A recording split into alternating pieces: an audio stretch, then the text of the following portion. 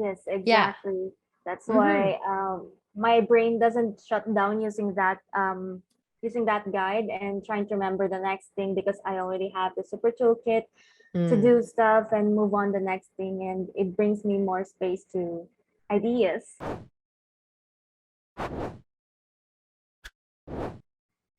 Hey everyone, welcome to another episode of Win the Hour, Win the Day. And I am your lucky host, Chris Ward. And today we have a very special guest. I know I tell you that all the time, and I hope you realize I think we are hitting out of the park with our guests. And that's what your reviews say. I read each and every one of them. So thank you very much. It really helps us form the show and, deliver what you guys like and love. But today I have someone from like inside, I don't know, inside the scoop, behind the scenes. I am bringing to you Mauralyn. Maura works with me. She is the win team. She is such the backbone to that. Oh my gosh, what a talent she is. And she's going to give you the scoop of all this stuff that I talk about, getting 25 hours back a week for our clients in the winner circle, how business should support your life instead of consuming it. And business should be fun. It shouldn't be stressful. Like, why did you leave that job? So she's going to give it to you straight on what it's like and how we sort of win the hour, win the day. So welcome to the show, Maura.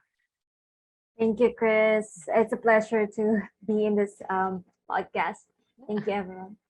Okay. So Maura, all right.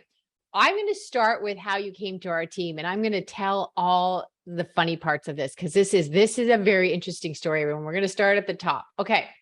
And this is a really valuable lesson for you and your business.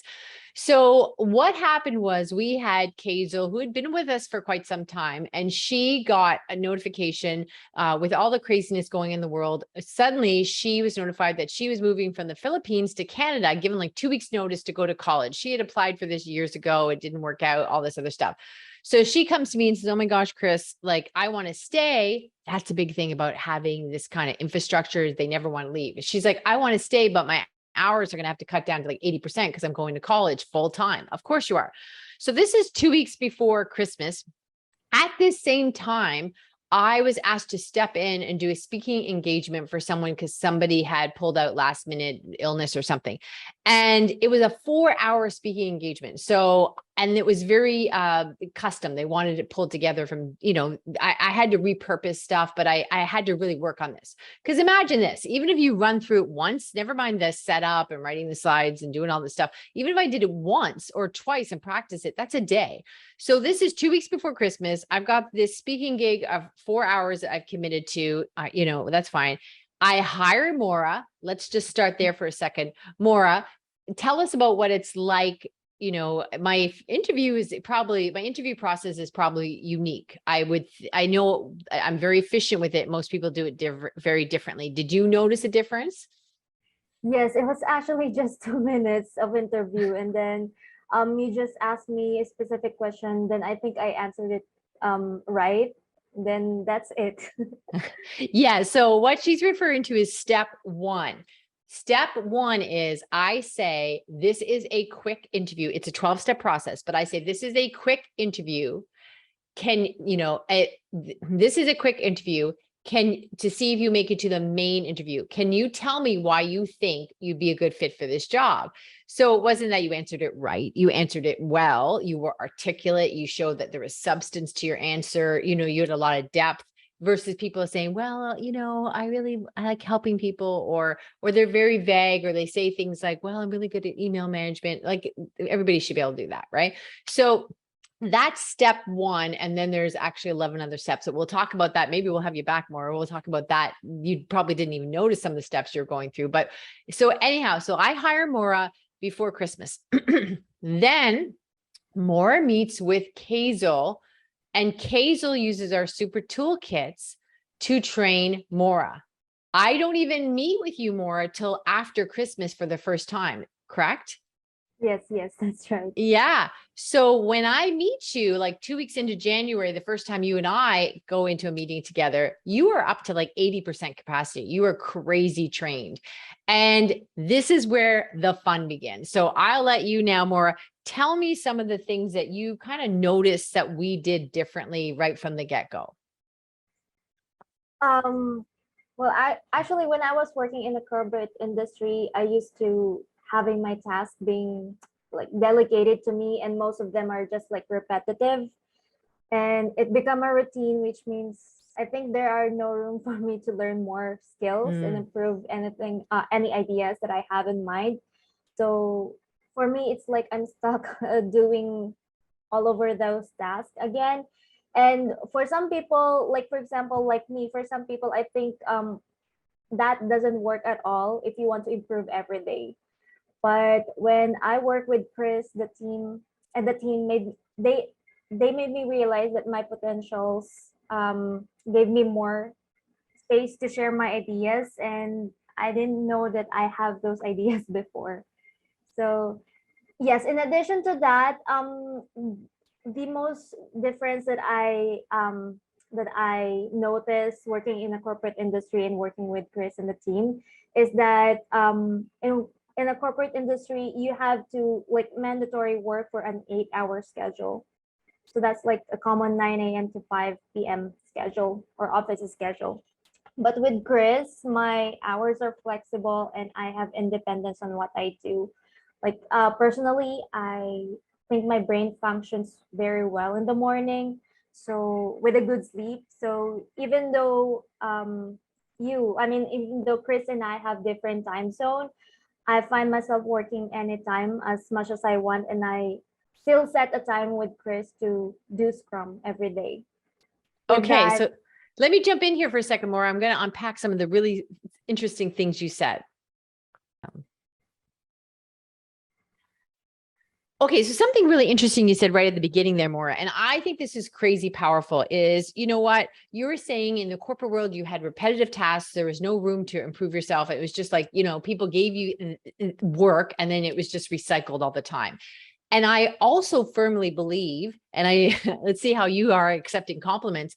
That's because you're so smart. You get bored quick and there's no room for growth or development. But also from the business owner, then if you do all your work and it's just repetitive, then in order for us to get more work done, then I have to hire somebody else because they're just doing the repetitive work. Like that's why the infrastructure of business is just growing and this mass thing of a team. I'm all about keeping a team crazy lean. So when people hear team, sometimes they think that means bigger, but it could be like, two people working really efficiently. So it's boring for you and it's costly to the business owner. So I think you bring up a really good point there. And yes, flexible. So you're talking about flexibility. Here's the thing, even though we're in different time zones, you're right. One of the things I say to all my clients in the winner circle is this is so important. I don't believe anybody in the world works well at 5 o'clock in the morning. They just don't. And so this idea of working with someone on a completely different schedule, doing the overnight shift, that's, I don't think, going to serve the business owner. So what we do is your expectation is that you are around for my mornings for us to have scrums. And for those that are not familiar with the book or the concept, those are little mini meetings that are highly effective, like a scrum in rugby. And so if we need to connect, my expectation is you're going to be around to at least lunchtime, my time, which is around midnight, 1 a.m. your time. But then the other hours you can work when I'm sleeping, which means it's your morning, you're highly productive. And I come in like, little fairies have been doing work overnight and all this stuff is done. So it really benefits me and it makes your life much more interesting and more enjoyable. yes, that's right. So while you are sleeping, the work is already done, and I love that. Um, um, that actually improves my leadership skills as well. Like for example, I am currently owning the SEO stuff using the SEMrush tool. What I do is I improve the SEO of our website by like creating and guiding you to create more blogs, and that actually made me realize a new skill that I never had before, and I enjoy it because I can create more ideas and make me think outside the box. Yeah. So let me jump in here. So this is really interesting. So I'm going to talk about this and I want to circle back to leadership. So the SEO stuff, we had tried that years ago working with SEMrush. I told you that. And it's expensive and it's investment on time and money. And I had tried it for a couple months and it was just so tedious to my brain. And I abandoned it after a few months. So there's a lot to tell here. So what happened was we decided we would give it a go again. And you came in and, often I send you on trainings by yourself. This time I joined the training and we worked it together. And boy, it was clear that I still couldn't have done it without, I wouldn't say without you. I would say like you do 90% of it. And then you tell me, Chris, this is exactly what you need to do. Write it out. And there's parameters, like 4 or 5 steps. You say this, all the information you need. These are the keywords you have to put in.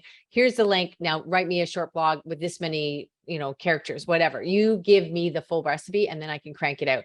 And it was funny because I couldn't do it. And this is, until you really sort of shaped it. And then the funny thing is, when you first started working with us, we're going to talk about this a little bit more, is, you were doing that polite thing and you had this idea that I was your boss instead of your teammate.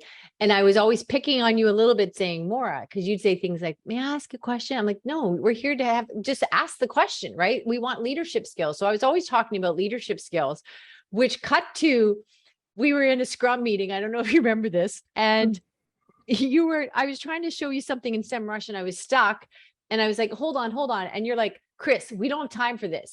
Figure that out.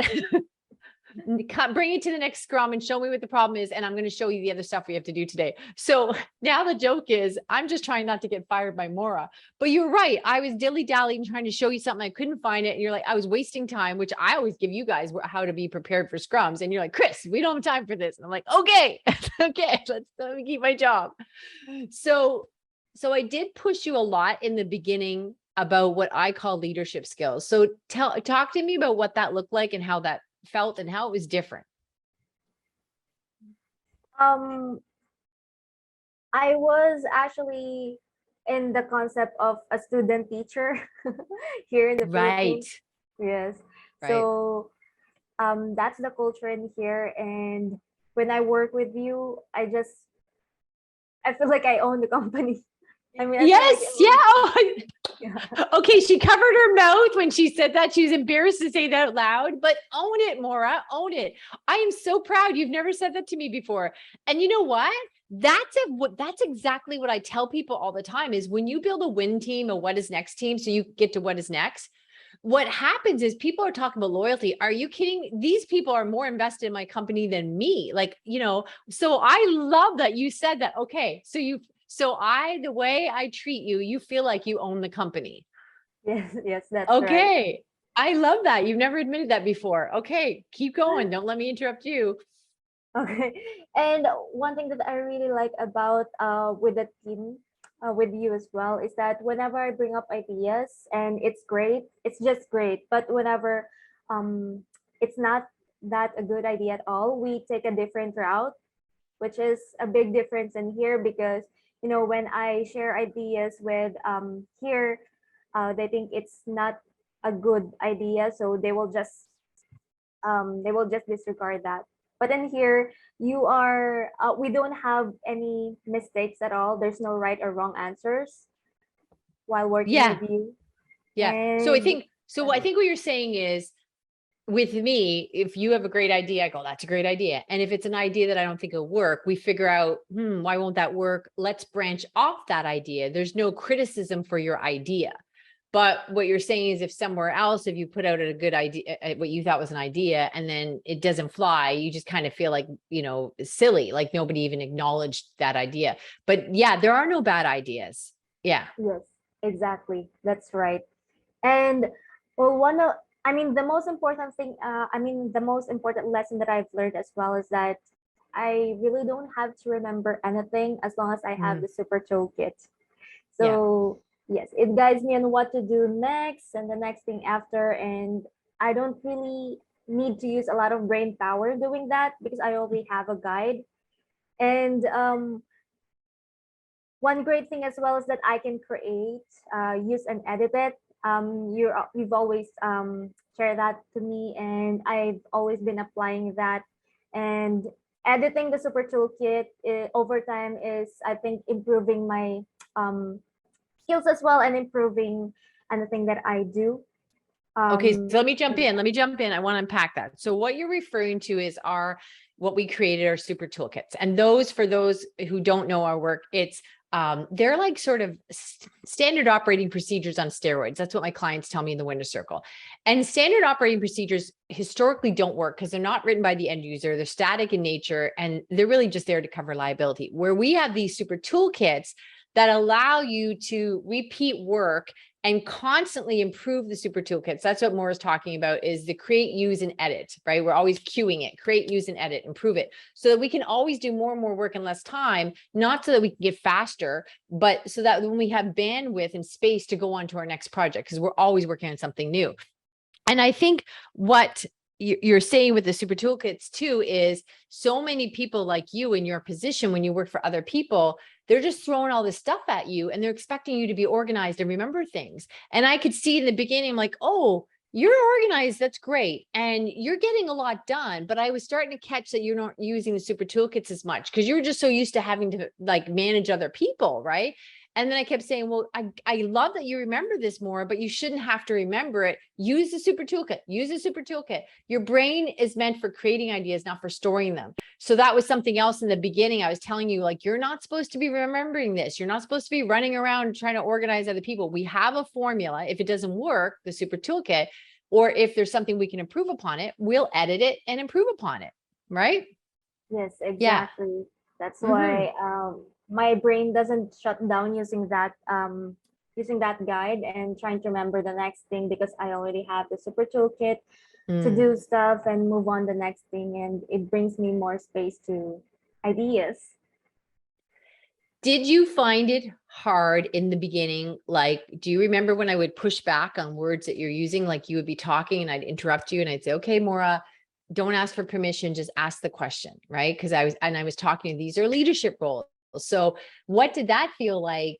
Because I wouldn't say I give you a hard time, but it matters to me. I want you to be my teammate, my equal. I don't, like, you're right, I don't want to be like a parent and child, like a teacher and a student. So that was probably very new and maybe even a little uncomfortable for you in the beginning. Yes, exactly. It took me to it doesn't have I mean, it's not long, but it took me much time to cope up with the environment, because like for years I've been good with student teacher culture. Yeah. Yeah. Yes. So, but after changing my culture, or after changing my method in working with you, like look at me. I mean, look at me now. I am originally an assistant of the social media manager, but after 6 months, I am already promoted as a content creator or content Yeah. manager, Yeah. which will probably take years here in the Philippines, or if you're in the corporate Oh, industry. Yes, okay. I see what you're saying. So working for me, you feel like you had this big leap in your career that it would have taken years over there.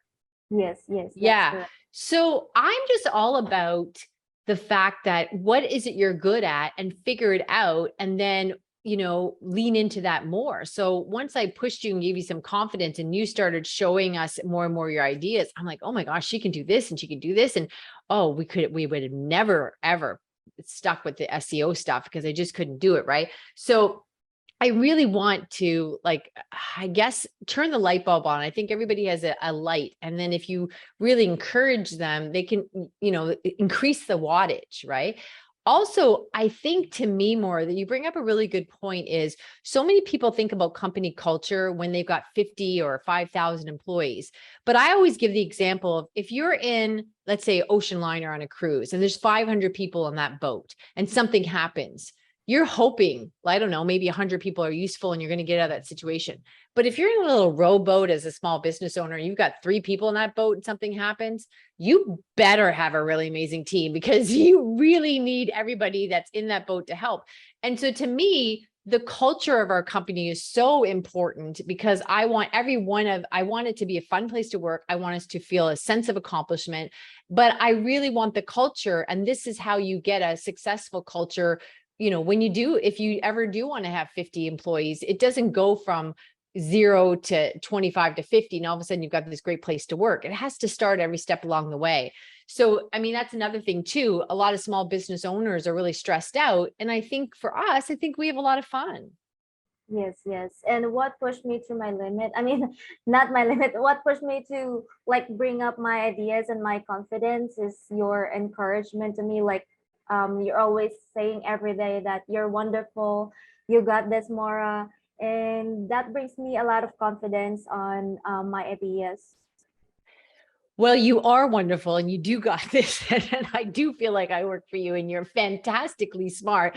But I think a lot of times too in other organizations, I know when I was working like for people like in an employment situation, and sometimes people would complain, oh, my boss didn't praise me. And I always just thought, look, if you're not in trouble, you're doing a good job. Like we're grown-ups here. Don't expect a lot of, praise. Just keep out of trouble. And when that's it. But that was me as an employee and me as somebody that's creating a team. I do teach my clients in the winner circle, like if anything, you accomplish anything, you need to let the team know how they contributed. So it might be something like when we talked about that speaking gig I had at Christmas time, when that went really well, I gave you guys all the credit because I said, all of a sudden in 2 weeks, I had to clear my schedule and clear a day to do this speaking gig and then clear a couple of days to prepare for it. And I knew that you guys took care of everything and we just reorganized the responsibilities and it was nothing. It was just easy. Everybody did it. So when that went really well, I said, thank you, everyone. I knew I could depend on you. I knew I could focus on my work. I knew I didn't have to check on yours. You guys are amazing. It's because of you. It lets me do things like this. So I am really big on praise. And I believe even when it seems like it wasn't directly because of you, I believe it is. And that you really build a different, more enjoyable place to work when you operate from that sort of positivity. That's my philosophy. Yes, yes, that's right. And I agree with that. Okay, Maura, we got a couple minutes left. Anything else that you want to share with us, what it's like to work at Win the Hour, Win the Day, the dark secrets? Well, it's really fun. I think I will stay longer than you thought. Yes, yes. And I really love working here right now. And being here with you every day on the Scrum makes me more confident on what I do. And yes. Let me jump in. I want to bring up something. I just wrote this down. 2 things you mentioned earlier. You talked a little bit about more work-life balance. And also, we did have a situation not too long ago where you were sick. I think you had some sort of like, what was it? Ammonia, or you were really sick. Anyhow. Yes, yes. It took me a day, maybe even 2 to catch on because you just showed up to the meetings and you smiled and damn it, people, she still looked good. She didn't look sick. And I was saying things, I was noticing like, hey, you're not as chatty as usual. So the first day you're like, I don't feel a little well. And then the next day I'm like, well, tell me more. What do you not feel well? Like, you don't tell me all your story. What's going on? Well, all of a sudden I realized you're not well. And I'm like, Maura, like, and you're like, well, I just thought I would try to make the meetings. I'm like, please, it's no use to you. You can't possibly be paying attention, especially because I always tell people in the winner circle this too. If I'm not feeling well, I jump up and say, okay, maybe I could work for an hour or 2, see how I feel. That's one thing. But when you're meeting with me, it's your nighttime. So you've had all day not to feel well. And now it's nighttime. So I'm like, no, you're not feeling well. You cannot be as productive. Your brain is foggy when you're not feeling well. What's the point of it? It's much better for you to go and take a couple of days off and get better and come back. And so you took like a day off and then you came back and you kind of thought you looked well. You thought you were feeling better. And I'm like, I don't think you are. So then I pushed you and said, go to a doctor, figure it out. Then you found out you're really sick. You had like an pneumonia or something, and you took the week off. But I had to really push you a couple of times and say, Maura, this isn't take a week off, check your emails in the morning. Go get better. We have systems in place because business is not run in memory. We can figure it out. B, you're better to us healthy than you are sick. So go get healthy. And I think that was something you weren't used to as well. Yes, yes, that's right. And the good thing when I got back, all the tasks that I need to do is already set up. It's already prepared. All I have to do is like to just complete it. Yeah. And yes, Yeah, I it think wasn't a crisis because you had the super toolkit. So you're like, okay, I missed this. And anything that we knew was really important, we could just take your super toolkit and do it. So you're right. When you came back, you weren't overwhelmed, like, oh no, I took this time off and now I'm under this avalanche of work. You're just like, okay, I feel better and I pick up where I left off. yes, that's right.